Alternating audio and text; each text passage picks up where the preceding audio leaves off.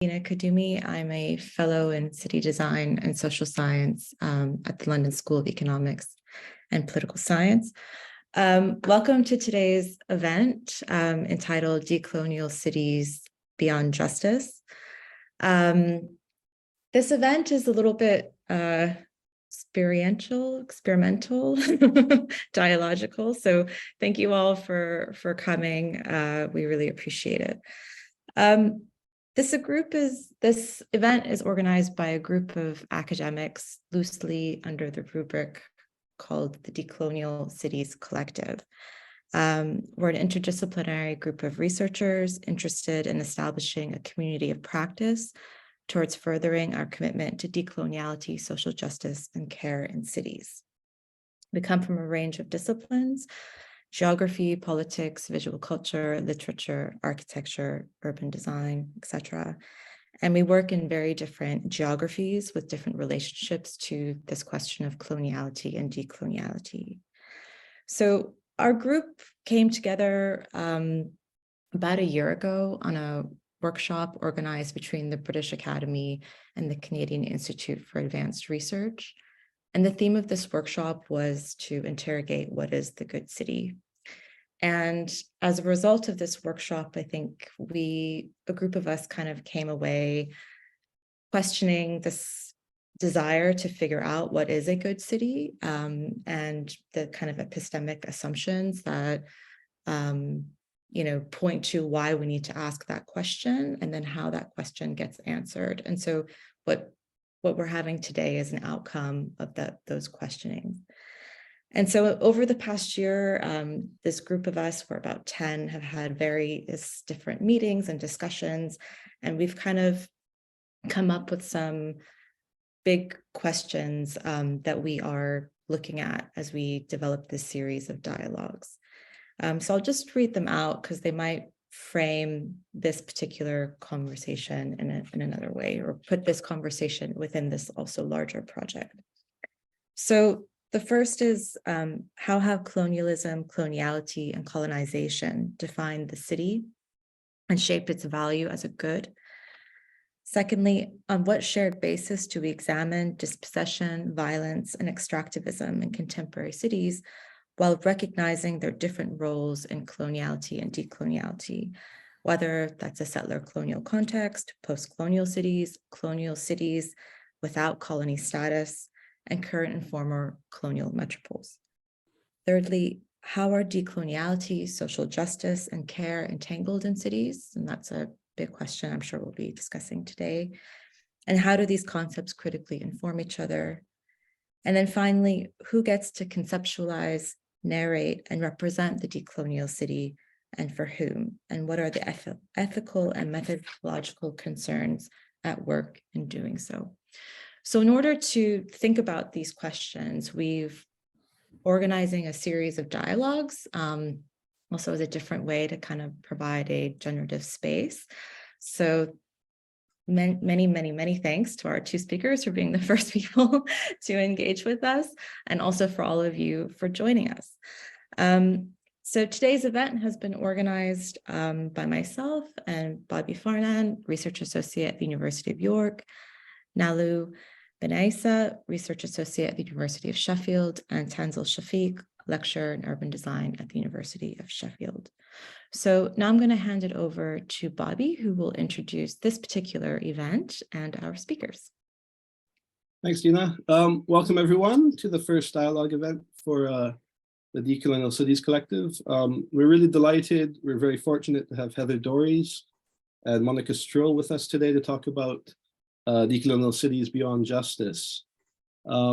As Dina has said, the impetus for the formation of the collective was a symposium organized by the British Academy and CFAR, particularly around the question of what is a good city.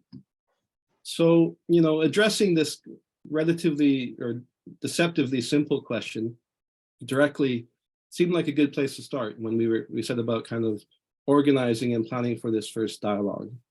And the subsequent conversations we had yielded, I guess you could say, a series of conceptual problems or themes whose long kind of rich and fraught history continues, I think, to strike a chord that goes right to the heart of urban studies.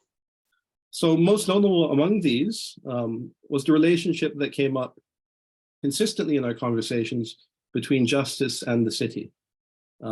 This relationship has been largely, but not exclusively, understood through modern concepts that are rooted in Eurocentric epistemology. So postcolonial theory has, of course, been attentive to this problematic legacy, variously showing how such scholarship has centered around, for instance, notions of equality, rights, and indeed democracy itself. And I think this can potentially, or we like to kind of unpack how this is implicated in the reproduction of colonial knowledge, practice, and its persistence in our societies. So taking the problem as a starting point, point of departure rather, and drawing from the recent kind of aspirations to decolonize urban studies and society more generally, we're reminded that decolonization is not only a distinct project, but also a process and indeed a struggle that can and frequently does contradict these hegemonic social justice frameworks. So to help us make sense of this, we have asked Heather and Monica to reflect on how centering the decolonial city can pluralize our conception of justice and the good city. In particular, we've posed 3 questions of consideration to them. The first, how do decolonial approaches shift conceptions of the good city? Secondly, how do distributive, procedural, and recognitive justice frameworks inform and limit the horizon of the decolonial city? And lastly, how does centering decoloniality pluralize conceptions of justice in the city through registers such as abolition, care, indigeneity, and ecology? So by way of a brief introduction, Dr. Heather Dorries is an assistant professor jointly appointed in the Department of Geography and Planning and Center for Indigenous Studies at the University of Toronto.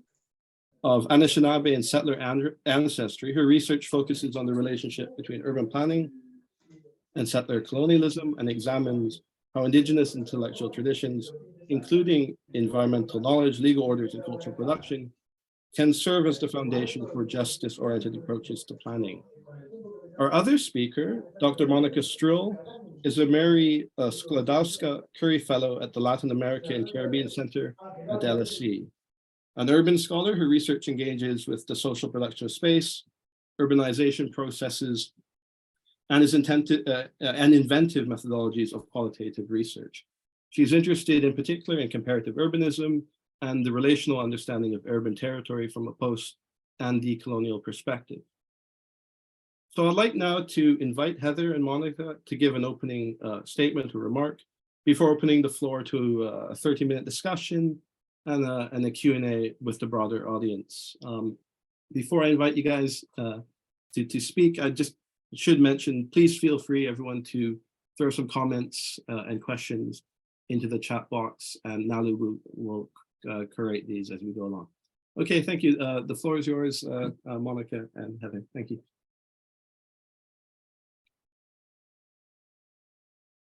I think we didn't just end up deciding beforehand who was gonna go first. I think I was introduced first. I'll just jump in if that's okay, Monica.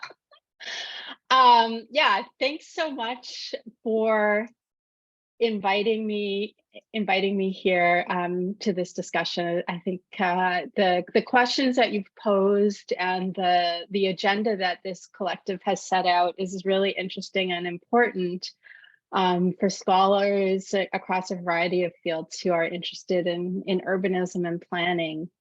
I'm just going to get my screen organized here because I have some slides I want to share with you.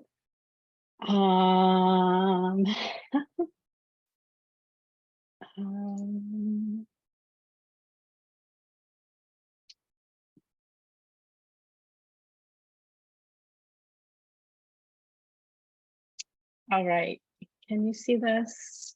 Yes, okay, terrific. So I'm joining you from today from Toronto, a place that's also known as Decolonial, and it's a place that's shaped by many treaties, including the Dish with One Spoon Wampum and a place that's been cared for by Anishinaabe and Haudenosaunee people from time immemorial.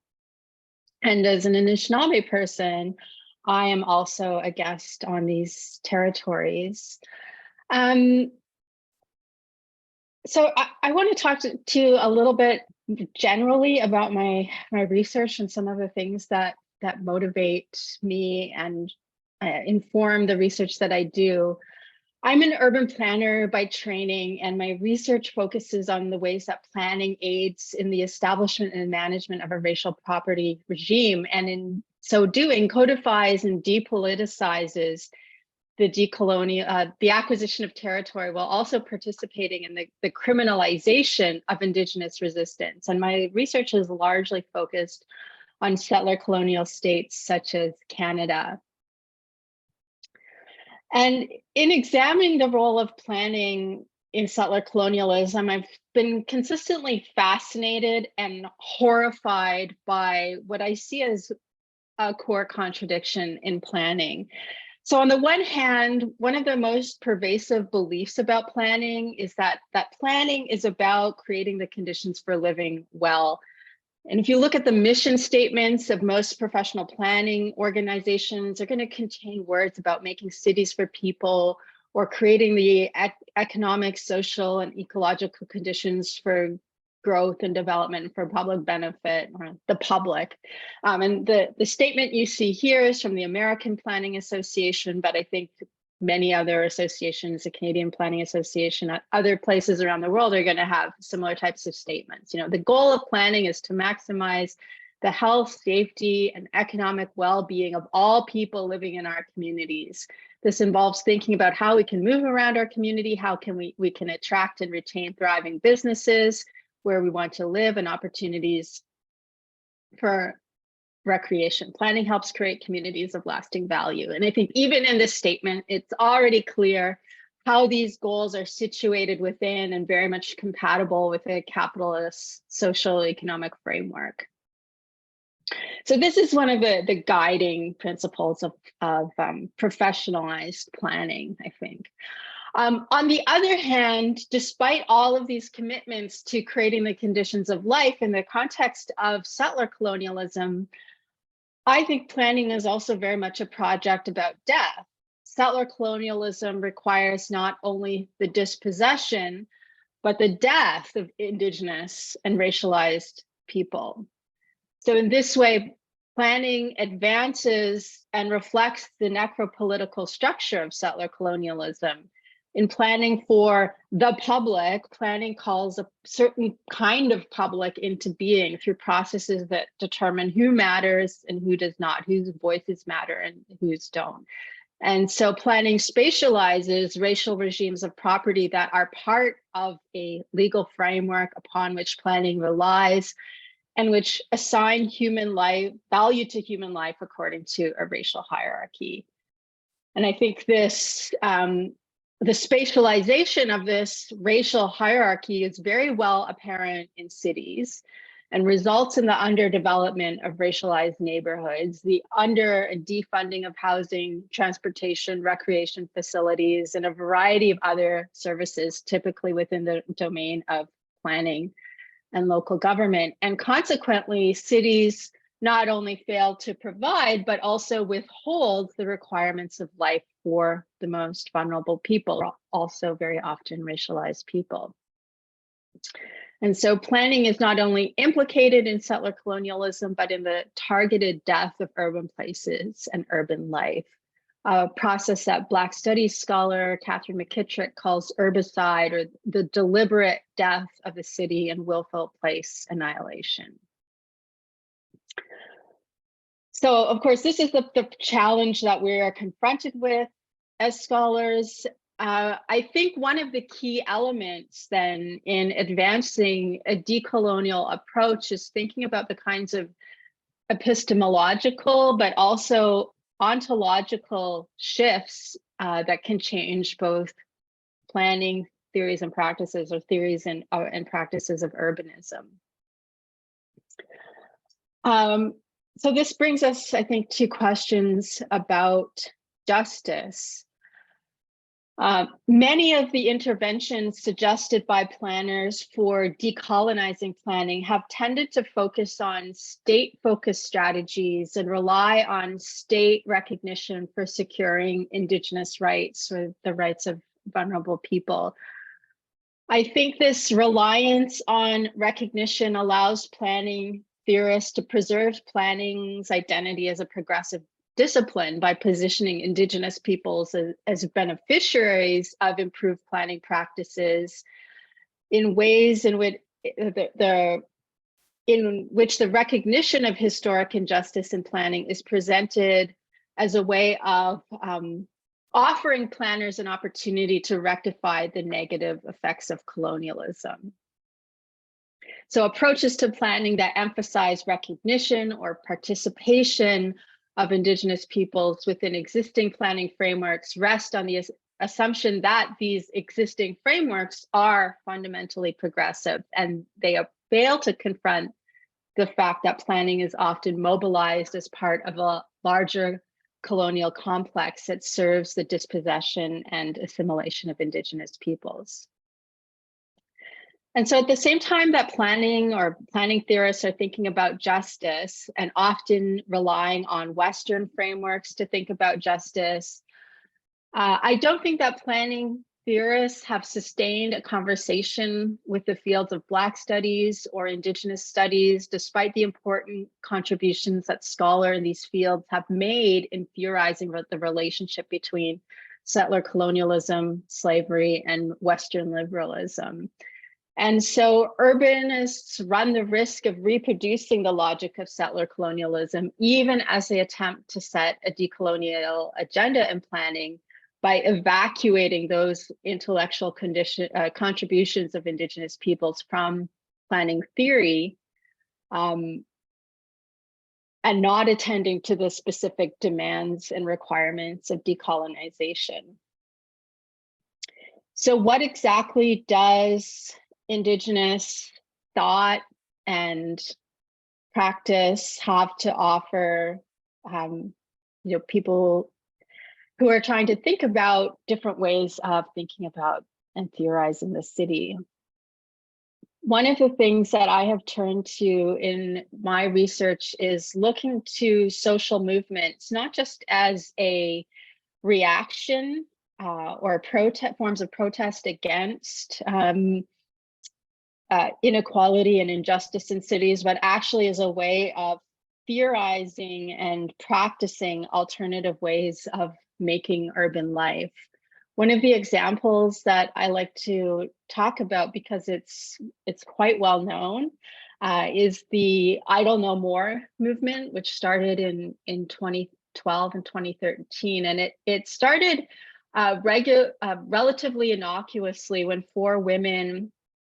three Indigenous women and one settler woman came together to organize a teach-in highlighting the impacts of bills proposed by the Canadian government that would scale back environmental protections in order to facilitate resource development in Indigenous territories. And it began as a series of public actions and teach-ins taking place in both urban and rural spaces that would highlight how industrial resource extraction would affect Indigenous territories, but also identify the kinds of resource and financial spaces that were part of these processes. And one of the things that eventually came to symbolize Idle No More was the round dance, right? And people were dancing in shopping malls, urban intersections and thoroughfares, and also in government buildings. And these round dances came to symbolize the movement. And they're significant because they carried both spiritual and historical meaning. These are dances that have been outlawed by the Indian Act, so they were forbidden by law, but they have survived as an expression of Indigenous spirituality, and in the face of its prohibition, as an act of resistance that connects present struggles to those of the past. And I think these types of social movements And instances of direct action need to be understood within a much longer history of Indigenous political organization and resistance.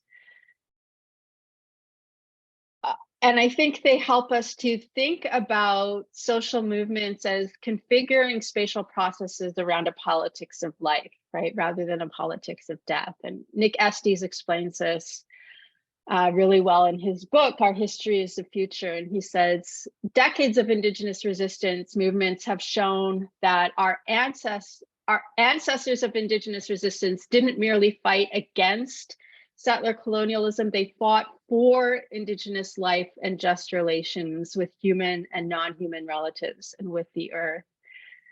This is something that Leanne Simpson also talks about in her discussion of blockade strategies, where she explains that blockades are not just a refusal of dominant systems, but also rich sites of Indigenous life. And she explains how spaces behind the barricades are filled with ceremony, song, storytelling, practices of care, as well as embodied and relational practices of collective deliberation and decision-making. So these social movements are expressions of political authority that engage cultural and spiritual practices through ceremony and activate land relationships by reminding us of our obligations.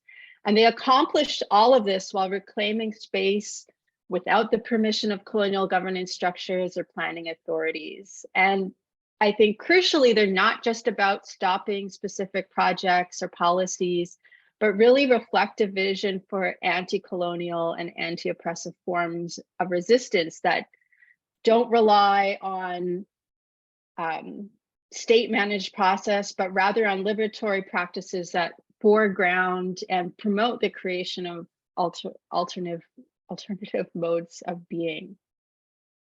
So I'm going to conclude there and pass it on to Monica. Thank you.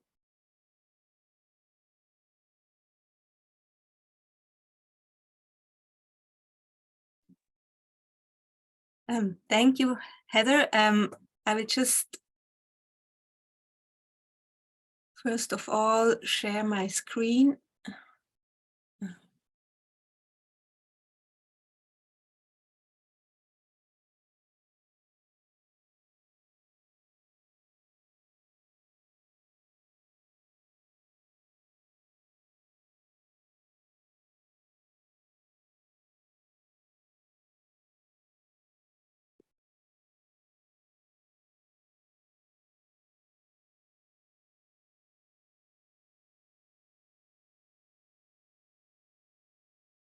Okay, I hope you can see this.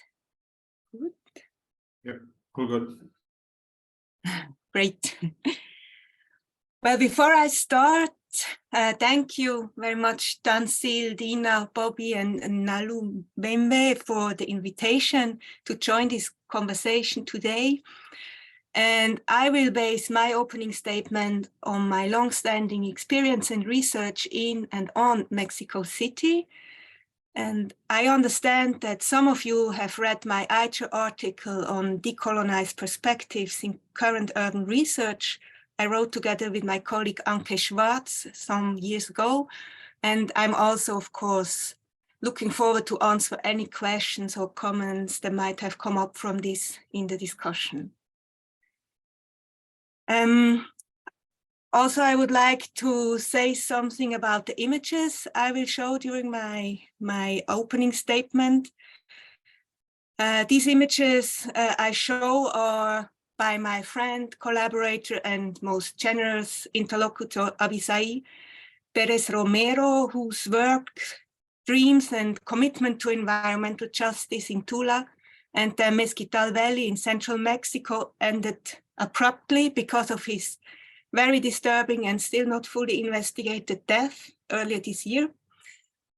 And with this, I'd like to join the call for an investigation into the circumstances of his death and that the responsible authorities investigate its possible connection to his academic and journalistic work. The images do not illustrate what I will say.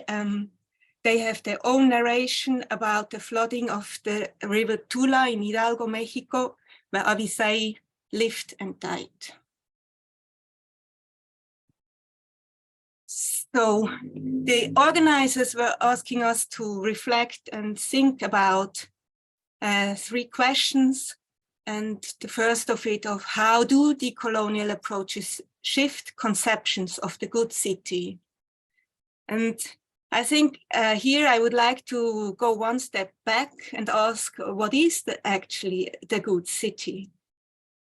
It is, from the first side, it is an utopian notion. It is plural and maybe also diverse, although diversifying this notion often remains very superficial and is not the same like decolonizing this notion, which aims much more to make a real change. I also think of, when I read The Good City, I think of difference, equality, and the right to the city, which also is problematic, I think, because equality not just is like unproblematic, because it also helps to turn a blind eye to historical differences, I think. And furthermore, it's also concepts like city in the claim for a right to the city have to be problematized, because in this case, it is also not neutral, but often understood as an universal rooted in Eurocentric epistemology. Many of us have a certain idea of what a city is and could be. And I think it's important to ask how to unthink something you don't know that you are thinking. In negotiating the inherent tension between the normative and situated in the search for the ideals and actually existing expressions of the good city, it's important, in fact, to build and to have concepts that enables us to rethink what cities can be. In this regard, one promising approach is the development of novel socio-spatial and non-imperial geohistorical categories, like Fernando Coronil wrote in 1996. And it's such categories that could be valuable tools to critically address the othering processes that are deeply embedded in urban theory. My work is strongly influenced by current debates of Latin American urbanisms, in which post and decolonial scholars push for a decentering of spatial imaginations. For instance, Elad Maya diagnoses a cognitive crisis concerning the city as a spatial framework for understanding Latin American territories. It is against this theoretical background that I suggest elaborating on a relational concept of urban territory. In my study, territory proved to be a particularly apt tool for studying urbanization in Mexico City, rather than using an analytical frame such as city or urban space. Territory is a widely discussed term in Latin America urbanisms and is understood as a relational social product deeply shaped by unequal power relations, yet it is still relatively unknown in the Anglophone context. I mean, in this understanding. Current contestations in the urban peripheries of Mexico City involve indigenous socio-territorial movements, as they are known as pueblos originarios, so the indigenous villages, the pueblos originarios, and they frame their struggles against urban infrastructure mega projects as struggles for life, territory, and water, advocating for a more responsible and accountable use of natural resources. Based on this, I suggest to broaden the concept of urban extractivism to address these pressing challenges of urban transformations. An expanded definition of urban extractivism strives to gain new perspectives and possible other ways of relating to urban and natural values that allow the sustenance of life.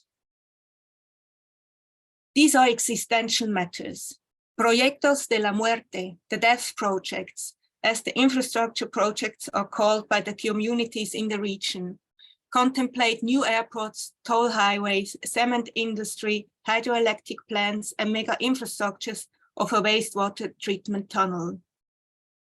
Infiernos ambientales, the environmental hells, the zonas de sacrificio, the sacrifice zones, in which people and their existing or desired land use practices are sacrificed in the name of economic growth and development, and where there is substantial evidence of health issues related to environmental toxins. This is not a regional or national problem. The role of transnational corporations operating in these areas is key. In a mapping workshop with the local community organizing to defend their water and territory, I was told, "We don't want your solidarity. We want you to join the struggles as allies." What are the lessons these movements are teaching us?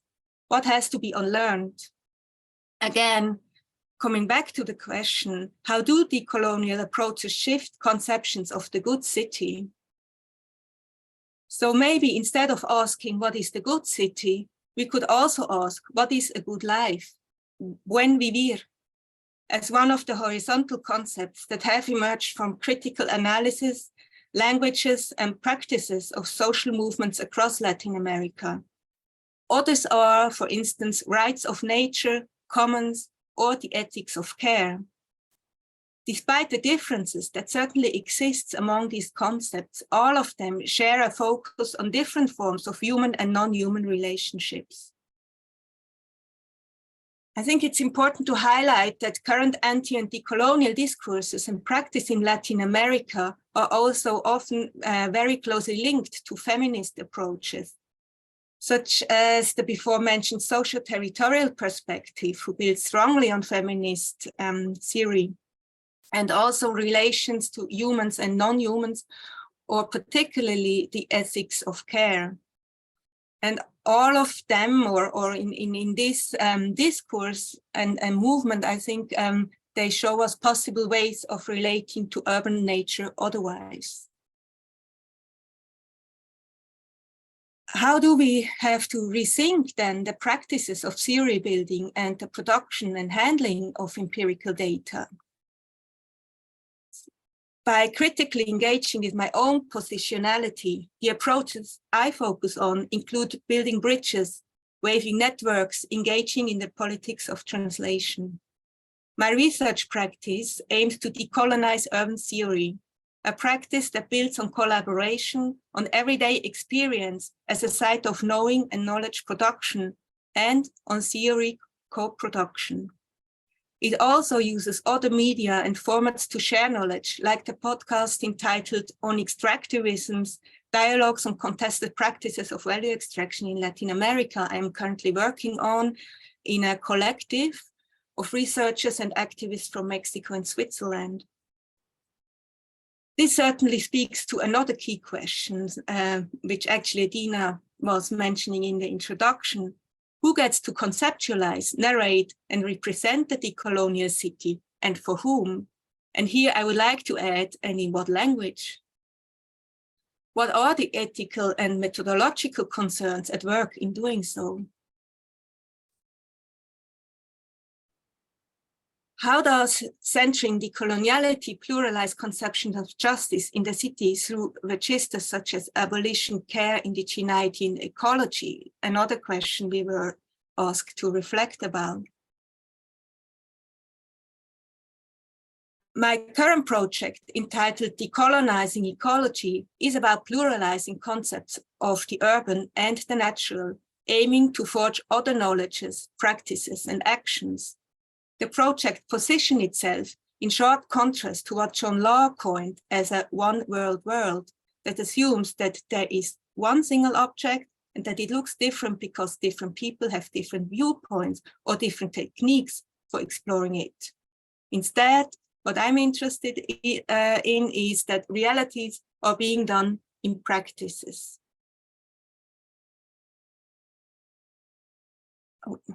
Witnessing dispossession, violence, and extractivism in contemporary cities is an urgent call to rethink concepts of the urban, the natural, and also of urban value. Taking current struggles against prestigious urban mega projects in Mexico City as a starting point, and particularly the claims made by the pueblos originarios, shows not only the importance of advancing concepts such as urban extractivism, but also of rethinking established notions of value and asking what is actually exploited by neocolonial extractive operations in these cases. In a recent paper published in Urban Geography, I argue that an extended concept of urban extractivism might be useful because it provides a frame to rethink urban value, which usually is abstracted from its social, territorial, experiential, and embodied underpinnings. Value then continues to play a key role for understanding urban transformation, but economic value does not govern and condition all social relations. So this brief reflection on urban value brings me back again to the first question: what is the good city? Justice in the city should be sought together, I would say, with environmental justice. And this opens a very interesting link between pressing ecological and urban questions. It's compelling to also discuss this as an ontological question, referring here to the ontological turn as discussed in current cultural and social anthropology.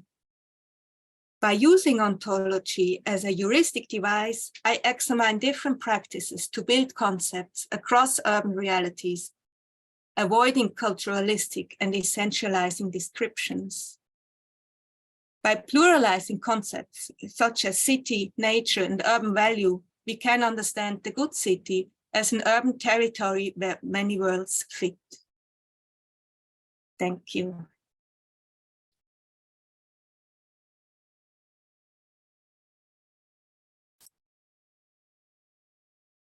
Thanks, Heather and Monica, for some really interesting reflections. I wonder if, Heather, would you like to respond to Monica or vice versa before Dina and I kind of jump in with some questions or comments?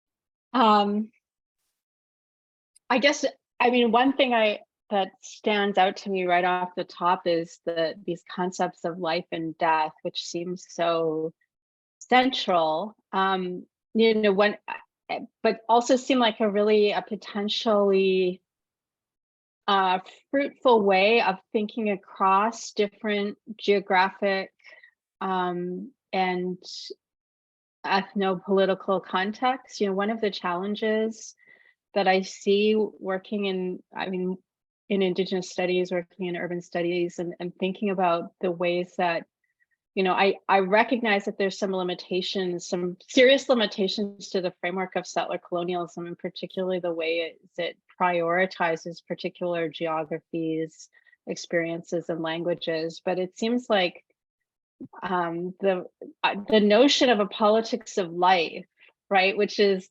something common to everyone globally. Like, I think it's something we can agree on, that people are prioritizing and thinking very carefully about, like, what is it that makes a good life, and the requirements for life being, you know, fundamentally the same across geographies it's a really I think useful way to begin thinking, I think, maybe relationally across geographies rather than comparatively, which I think is always the tendency and through which I think a lot of things get potentially lost.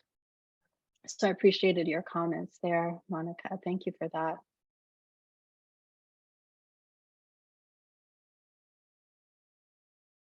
Yes, actually, when I was hearing your first presentation, you starting, it's also what really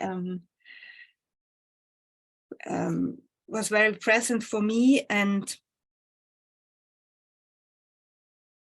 at the other hand, I think where we also have referred to both of us is like this not only epistemological but also ontological shift, and in this understanding of pluralize, pluralize what a good city could be, and not so much of this essentializing certain experiences or certain geographies or whatever, but that it could be very helpful to think it also in this register.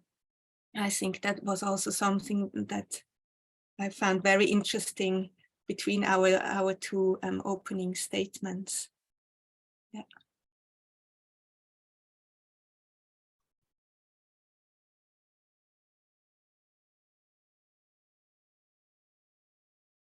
Thanks. Did you want to jump in, Bobby, or? You can go ahead, Dina, then I'll follow with some thoughts and questions. Okay, I'm trying to get all my thoughts together. So first, just thank you both. It's super interesting to see your reflections on the prompt, and also from your different geographies and your different disciplines, and how those then do have some commonalities despite those differences.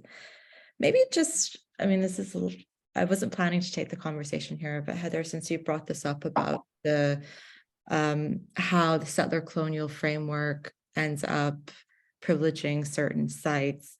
Monica, I'm wondering if in your work in Mexico City, and maybe you're also working in South America now as well, like, does the settler colonial framework come up at all in that discussion of coloniality and urbanity? And I'm curious how it appears differently than in North America.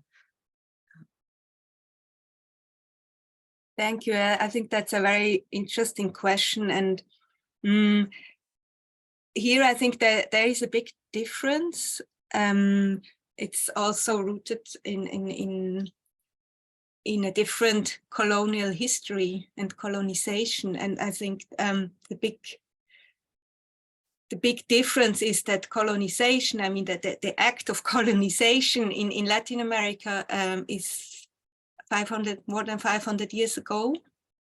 And so I think it's a very present memory, mostly also now by this new strong indigenous movements, who's actually since the 90s are being very present in also more and more in the public discourse.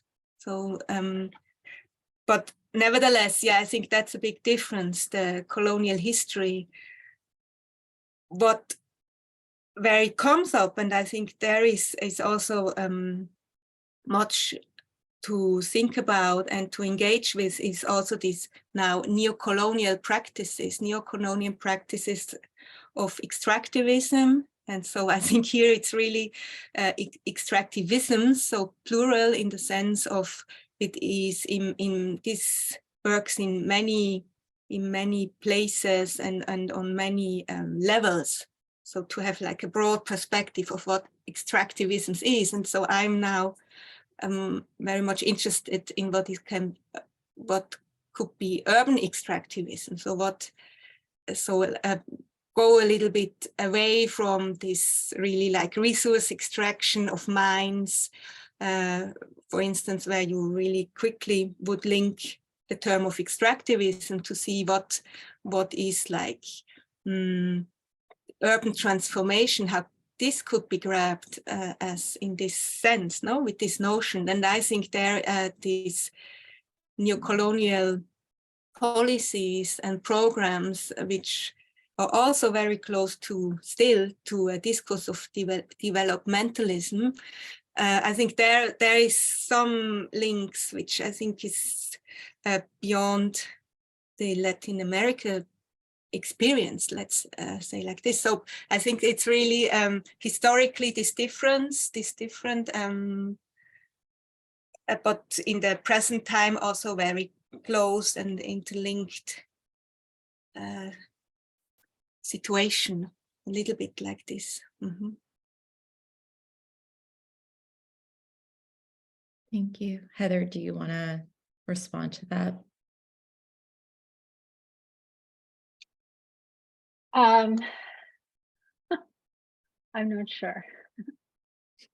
I mean, when I'm thinking about the limitations of settler colonialism, I guess I'm thinking about precisely these kinds of limitations. And because I think so much of the scholarship on settler colonialism is being produced in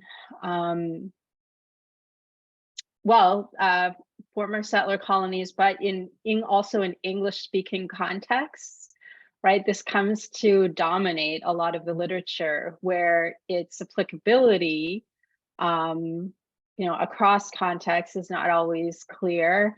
Also, I think its tendency to erase particular types, articulations of indigeneity in places outside of settler colonies, like thinking about indigeneity in the African continent or in Asia. Like settler colonialism does not do well outside of these, its original context. And so I think it's, while we're talking about epistemological and ontological shifts, I think, thinking about the limitations of some of these categories and their applicability is part of doing that work.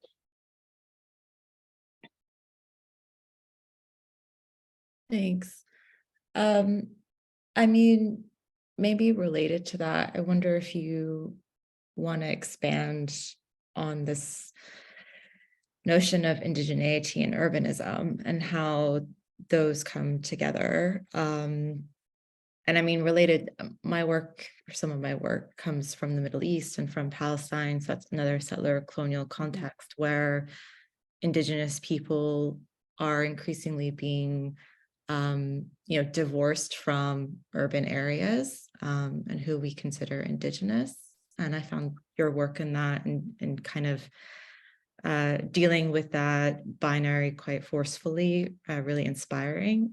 So maybe if you could expand on that a little bit and how you relate that to decolonial thinking about urban studies.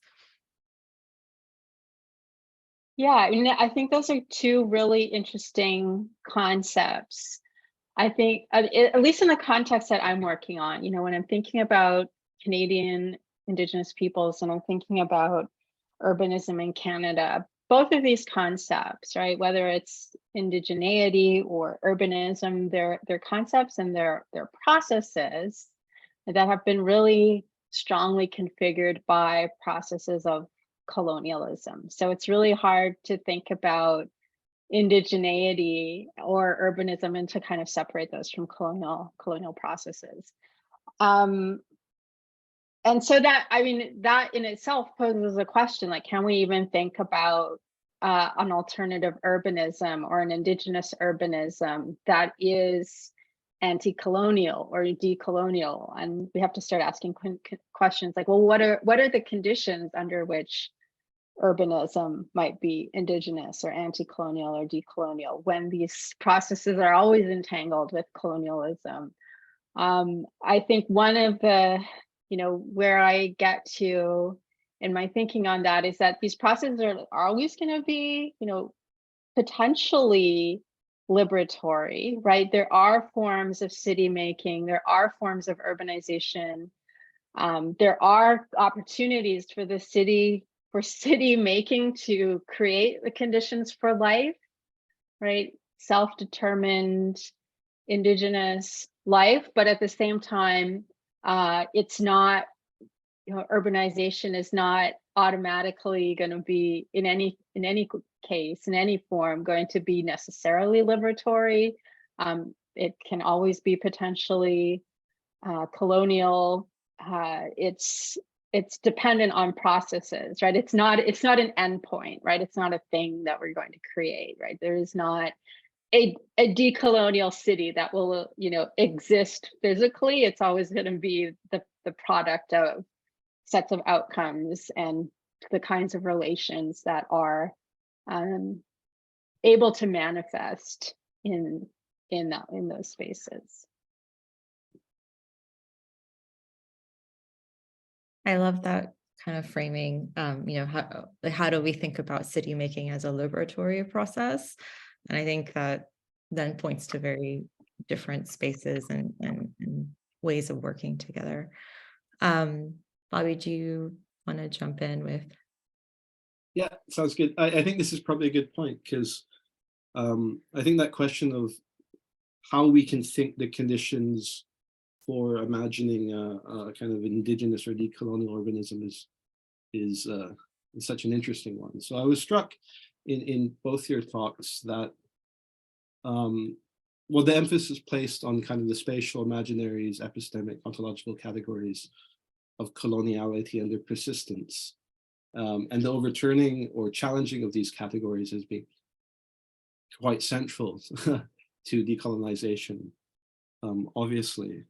So my question, so I'm not going to do a question comment thing, but my question, my question is around this kind of persistent problem of kind of naturalism or a scientific classification that's bound up in the colonial project and manifests in, the discipline of anthropology and various other academic disciplines, and the kind of presupposition that that kind of notion entails, for instance, the bifurcation of the subject from the natural world, the establishment of positions of expertise that such a binary kind of constitutes.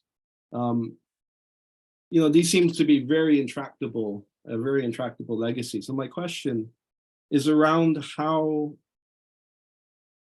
a politics of life can or should contend with this legacy. What are the limits of contending with the authority and legitimacy that technoscience has conferred upon our world? In relation to planning, for instance, in relation to monarchy and developmentalism as well, and the logics around that. So my question is around that problem and how to engage with it in a way that might be productive as well, if it can be engaged with productively without necessarily also transforming the processes by which it subjugates alternative forms of habitation and relating to the world and to each other. So that's a kind of a broad, I guess, one question. I have another one around planning and depoliticization, but perhaps we can come to that a bit later. Maybe Heather, you would like to start, because I'm not really sure if I get really the point of the question, so maybe I can think a little bit more.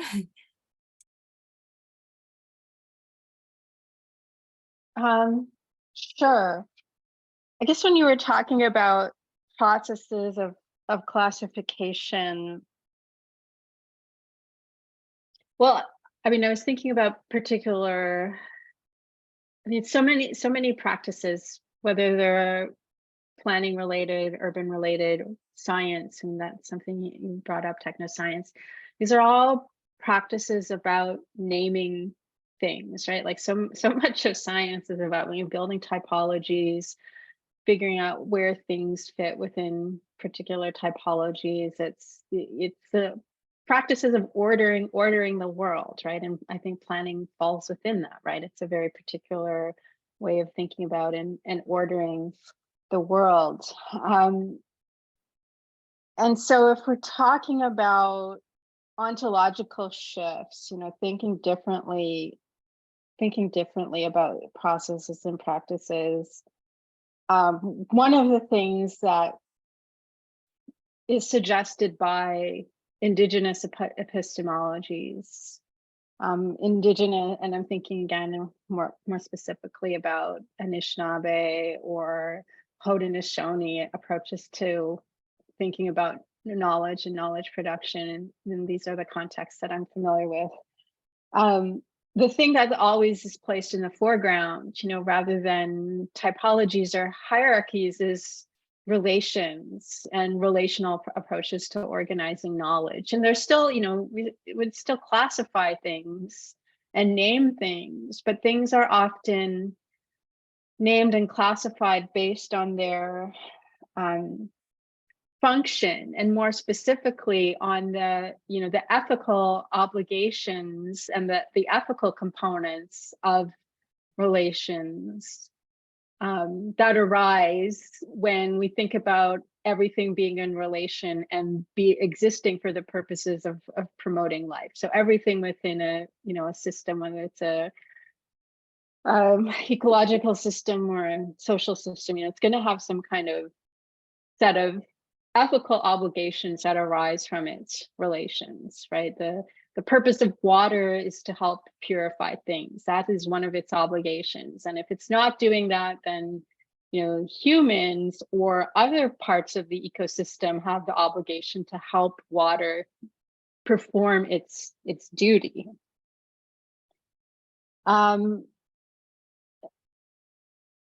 I can't remember where I was going with that, but I'll just maybe just conclude by saying, so if I'm thinking about how that then might be brought to bear on planning, it's like thinking about finding those relations. What are the things that are necessary in a place for creating life and supporting those relations? And maybe that's ultimately not that different from what planners are already doing, but there's a very different ethos there, right? If I look back to that comment about what planning is all about, right? It was ultimately about economic and capitalist development. And when we look at relations that are really about making life, there's something different that happens there, right? Because we have to place life-giving, life-preserving relations in the foreground, right?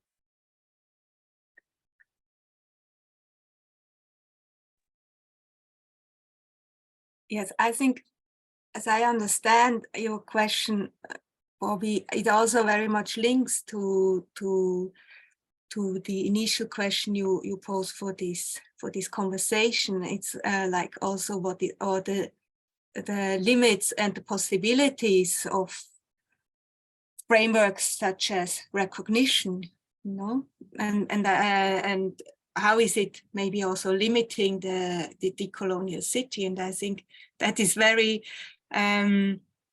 very good question, because it points towards the contradiction which we also can find here. And for instance, just in these days in Mexico, there is also kind of a backlash in this recognition framework of the pueblos originarios. So just to give you a bit more context about that, there are just in the center of the city of Mexico City. So it's just about 1/3 of the metropolitan area of 20 million inhabitants. So just in the 1/3 of Mexico City, called, which is confusing, Ciudad de Mexico. So in there only there are 139 pueblos originarios and 58 neighborhoods or barrios originarios. So it's not a minority actually. And when I talk about the backlash, this is a new official register of the pueblos and barrios originarios that is right now being done by the city government. And so they already have this register, having these numbers of the pueblos and barrios, but now they want to do a new register, and then only by the new registered pueblos, only to them the rights will be granted.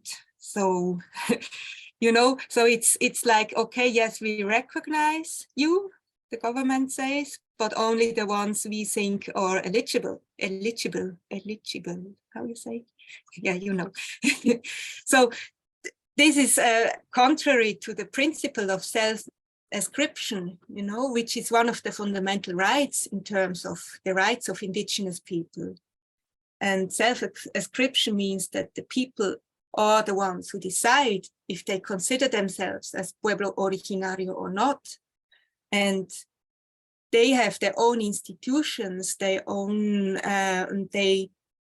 live in the parts of the city that existed before the colony. And so I think it's important to see that this kind of frameworks, these kind of categories like recognition can also have a very limiting quality for the decolonial city. So it's not always like for the good, what it's going on. And yeah, just to keep this in mind as well. I think that's important.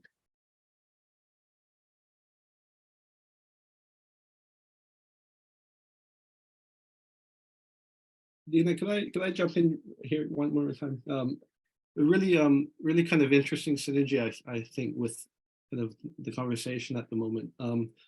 Heather, I found that really quite illuminating, kind of drawing out obviously the role of naming codification in kind of techno-scientific processes, but also that point around the necessary kind of ethical, moral, kind of discursive structures that support such a naming process, and then the obligations or lack thereof that are potentially entailed by that. And I suppose, relatedly, I wonder about the role of counter mapping, or foregrounding the ambivalence to such naming processes, the limits and the extent to which counter mapping can then resurface forms of marginalized knowledge and so forth. Wonder if both of you could maybe reflect and speak a little bit from your own experience, if you've engaged in such work.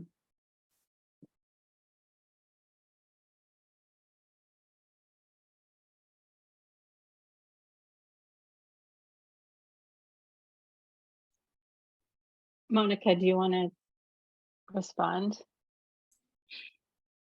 Yes, yes, actually, I think that's one of the practices and methods I engage a lot into, and it's the counter mapping projects, but also that's quite a dominant thing right now, or a widespread thing. It's the community mapping, and so it's really like a collective mapping exercise to map the knowledges and experiences of a community, and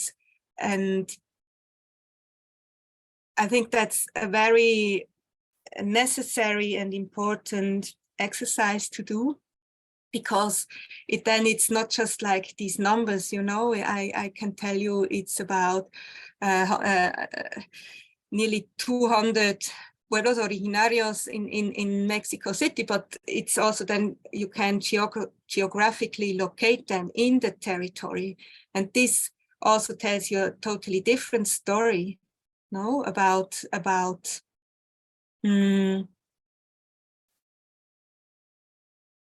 about these topics. For instance, in Mexico City, most of the pueblos originarios are located in the south, which is towards the hill, towards the volcano.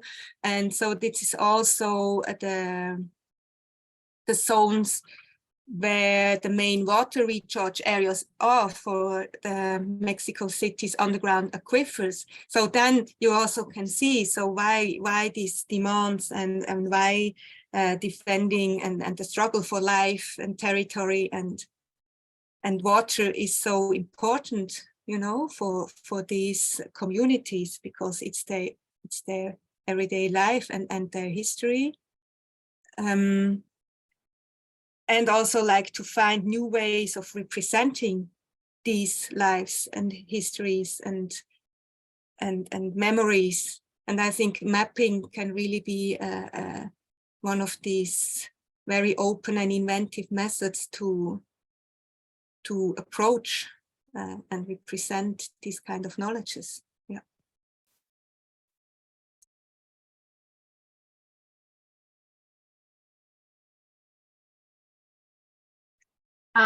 If I could also respond to that question, because I think it's a really great question. I actually have a little slide I can show you. So this is these pictures that you're seeing are part of the work of a Toronto-based group called Ogima Mikina. And it was another initiative that was spawned by the I Don't Know More movement. One of the things that they started out doing was putting up alternative street signs, right? So renaming streets in Toronto. And this picture you see here on the left at the top, they've renamed a street originally called Indian Road, which is a street I used to live on. And they've given it an Anishinaabe name, Mikina Anishinaabe, which means Anishinaabe way in Anishinaabe. And they did this throughout the city. And it was the purpose, I think, was to draw attention to the Indigenous histories of Toronto. And I think Toronto is a city that has a lot of amnesia about its origins as a colonial place. And I can say from experience that this is also something that is reflected or was reflected in planning school when I was studying planning. Like we bizarrely never talked about Toronto's history. It's just kind of like, well, you're the planners, you will plan it and do as you see fit. And there was no one here before, so go ahead, you're the experts. What Ogima Mikina has gone on to do is a number of projects, such as this billboard project. So they've got this billboard in a downtown location with a picture of the dish with one spoon, which is a pre-colonial agreement made between the people that occupied this place, cared for this place, lived in this place, governed this place before the arrival of Europeans. And it was an agreement about how the place would be shared and how mutual survival would be ensured. And they've used these billboards as a way of drawing attention to this history, but at the same time, it's a bit, they're not just saying, here it is, here's what you need to know. They're forcing people to do work. They're using Anishinaabe Moin to say, if you want to learn something, first you have to learn this. And you can follow the hashtag to find out more, but it's a provocation to think about the place and to learn something about the history of the place. And I think that's just, a really compelling example of using art projects to disrupt and rename places.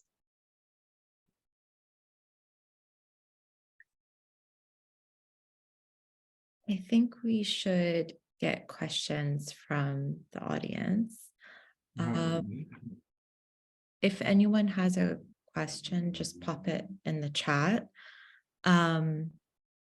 I think we're a small enough group that if people want to ask their question, I think we could probably figure out how to do that. Yeah. We've got, I guess, Tanzel, do you want to go with yours? I'm just scrolling up. I'm just wondering if we should start with the next one, and I can come back because we're short on time, and I just want to give any guest who has come here, the space. Lindsay Bremner, if you're here and would like to ask your question, go ahead and unmute yourself. If not, I can ask it. I can go ahead and ask it then.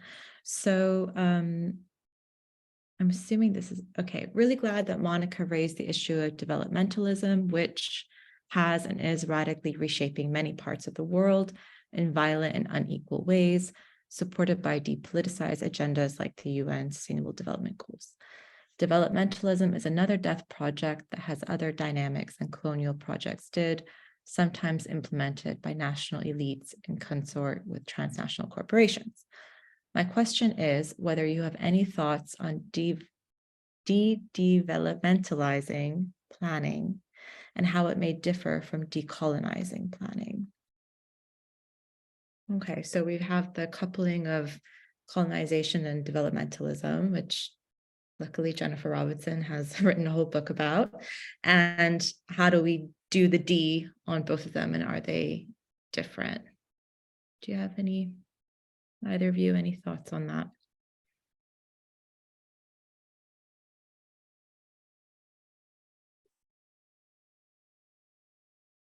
Maybe related to extractivism, I suppose. I mean, I'll say something maybe about the context. I was working in Tunisia, and through their process of revolution, one of the questions that kind of came up that was debated in their parliament was actually renegotiating their relationship with France. So even though the revolution was kind of post the formal decolonization movement, it brought up a new conversation about their economic and cultural relationship with their former kind of colonizers, some 50, 60 years after. So these things, the colonial relationship endures, unfortunately. And many of those, the other part though, is when that was being questioned, you had other actors coming in and saying that they could develop Tunisia. So now the UK and the US have all now entered Tunisia since the revolution began, and English is becoming more of a language rather than French.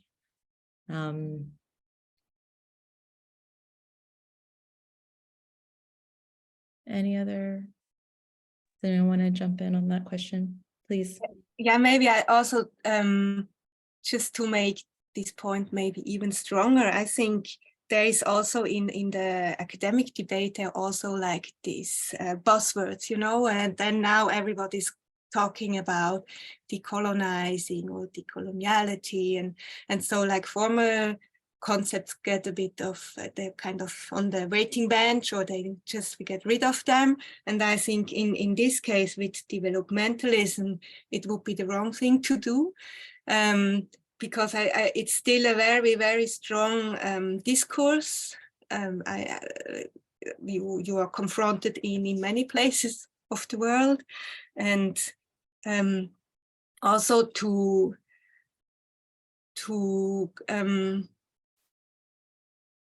justify, the infrastructure mega project. So it's like still the same arguments which are mentioned, like, okay, there will be workplaces, there will be economic growth. And so we have to do this now because it will be of the benefit of all of us. Like the government would say this, to justify a large infrastructure project. And I think developmentalism really helps to understand these kind of discourses, and also to see also the historical continuities of this kind of discourses. And so I really think it's helpful to stick with it a little longer, and not only always go with the buzzwords in academic discourse.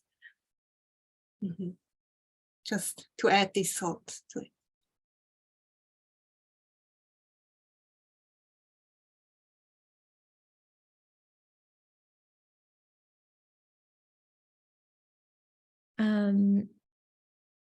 Maybe I'll go to the next question by Tin Alvarez, if they're here and would like to ask it.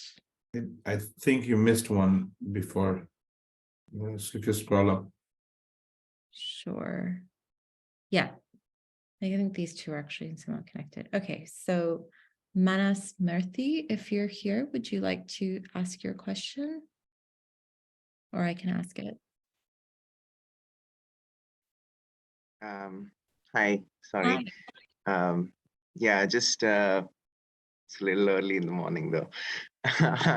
I think it's a little wordy, but to me, I think as soon as there was a discussion on the good city, my mind immediately went to what is usually used in planning documents and things called the public good.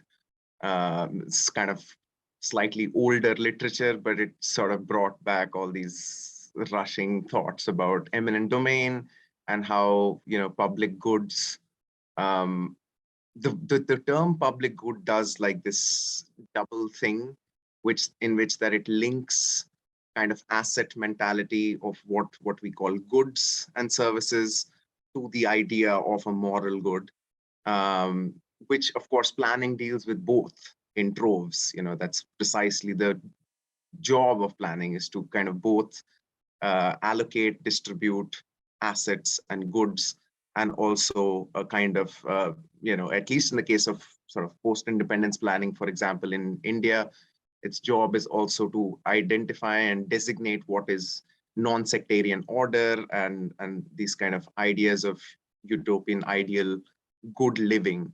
And so I just essentially, for me, this is kind of like this kind of weird material discursive bridge where the idea of moral good gets intertwined, completely entangled with the idea of assets and material goods. So yeah, just your thoughts on that.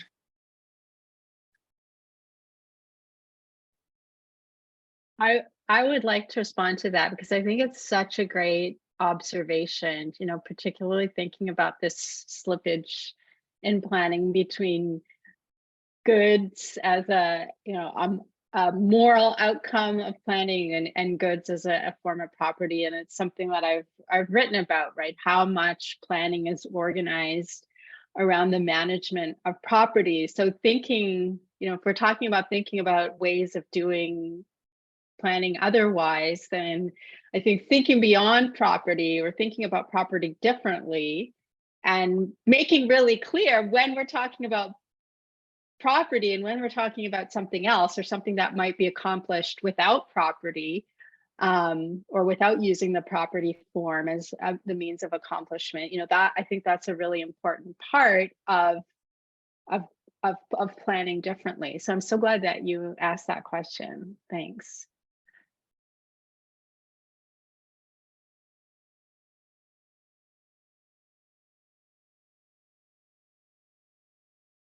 Monica, do you have anything to add to that? Yeah, I was just thinking, it's very interesting to thinking like that and coming from the planning as you both, Manas and Heather, do. For me, this was this reflection also, and I'm still into that on reflecting on what actually are the values, when I think of urban extractivism, so I have to rethink value, because it's then not just like the resources taken out of the land, but what kind of resources then, on what kind of value is taken, and how also are these value produced. So what is then, and who produces these values, and who is then taking advantage or making the business out of it. So I think there is for me a whole thought which I really want to engage more in that, and I think it's a very rich thing to reflect more about that. Thank you. Okay, so now we'll move to the question by Tin Alvarez. If you're here and would like to ask it, please unmute yourself. Yes, sure. Thank you so much. Thanks so much for such an insightful discussion. I'm really, really interested in this provocation that there could be something beyond justice, that there could be something more than justice. So I wanted to return to the title of this event, Decolonial Cities Beyond Justice, and just hold the gaze there and ask if Heather and Monica could elaborate what they think are the limits of a justice-centered framework.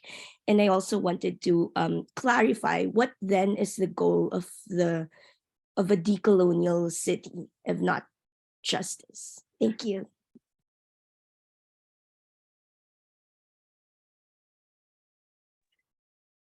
Thank you, Tin. I mean, it's very challenging, this question, and I mean, all the questions the organizer were asking us to think about and to comment. I think there are large, huge questions, and I mean, I don't have the answers to it, but I think they're very interesting to reflect more about them. And about justice, I think for me now, this moment to think about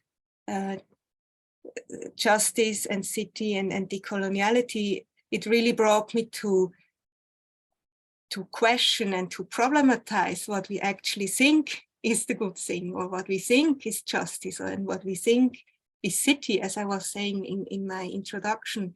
And it's not something I would just discard and say, okay, we can go rid of justice and we can invent something new, but to critically question, and also always, if we do that, for me, the main thing is then to ask if this does mean the same thing for everybody, or what is about also historical difference? Can there be like just the same justice for everybody at the same time? I mean, this generalizing, universalizing claims, I'm always very reluctant to them.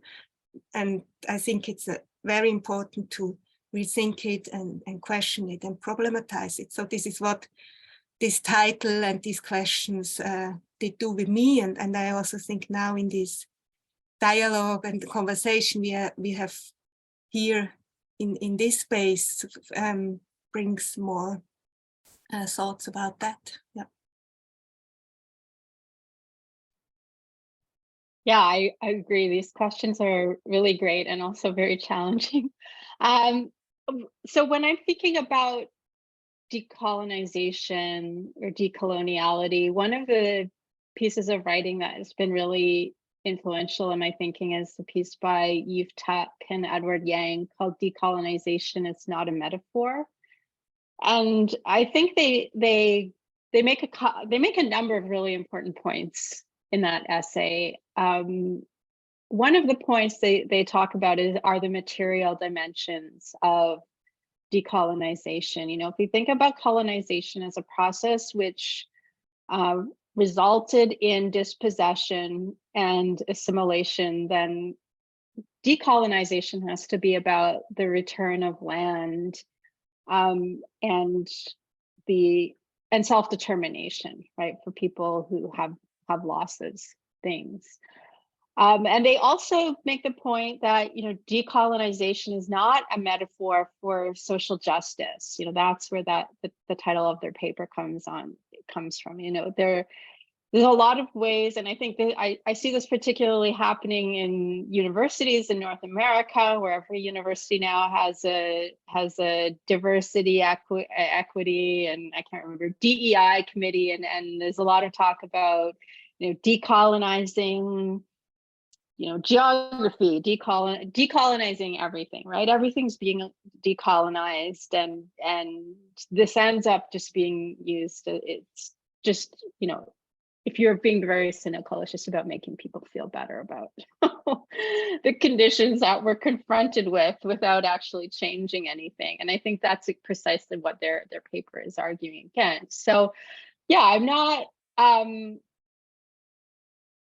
against justice. I think one of the points that I want to make is that the way that justice has been framed in dominant planning discourses has been very much within Western frameworks. So within frameworks that are talking about, you know, recognition in particular in planning, or inviting people into processes, you know, to participate in processes that are, you know, not actually helping communities, right? And so what's the point of participating in processes actually doing harm?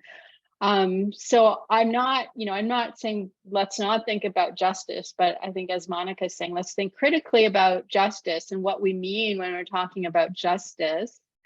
And let's also not forget that decoloniality or decolonization includes a very specific set of political and material demands.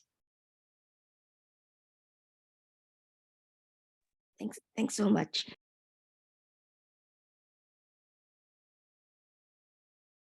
We have a couple more questions. Are both of you happy to stay for 5 to 10 more minutes? Is that okay?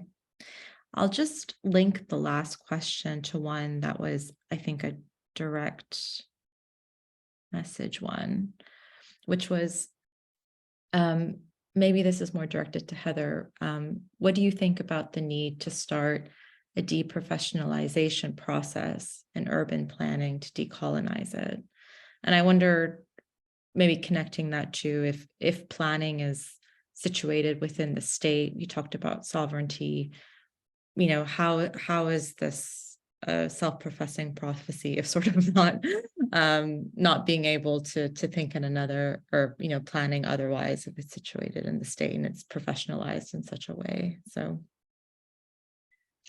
yeah, and I think, you know, where my mind goes there is, you know, that if I'm thinking about the ways that communities already plan for themselves, already know what they need, and getting out of the way when possible, right? Or when, you know, when that is possible, and thinking about all of the knowledge that is already within communities. I think, you know, we have some of the tools, and one of the questions goes back to community development approaches from the 70s and 80s. I think there's some good tools there. I think they were often also about, you know, helping communities to participate and intervene in state-led processes. So maybe, you know, maybe it's worth returning to some of those approaches, but also bringing to bear all of the knowledge that communities have, and all of the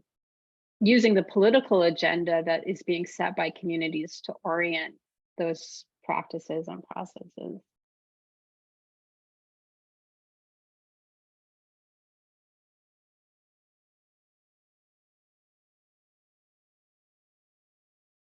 Monica, do you want to respond to that, or I'll move to the...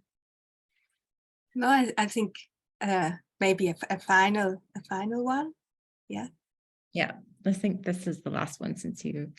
So I was wondering, this is from Hamadri Chatterjee. I was wondering how the frame of decoloniality would approach anti-immigrant social movements. Such social movements in India often have complex histories of engagement with ecological transformation, state-directed development, and indigeneity. And yeah, that's a big issue happening right now in India. Do either of you have any thoughts on that? I'm afraid I'm not, I don't know much to nothing about this context, so it's difficult to me to say something here. I'm sorry. Yeah, sorry, I was going to say the same thing. Yeah, I think maybe this goes down to also the naming and where does the word, how we harness or like operationalize indigeneity and for what ends, and that is very context specific. I think we got most of the questions, and just the last one, I think. The community Yes. development approaches. Yeah, I think that was sort of like referred to. Okay. Yeah, before.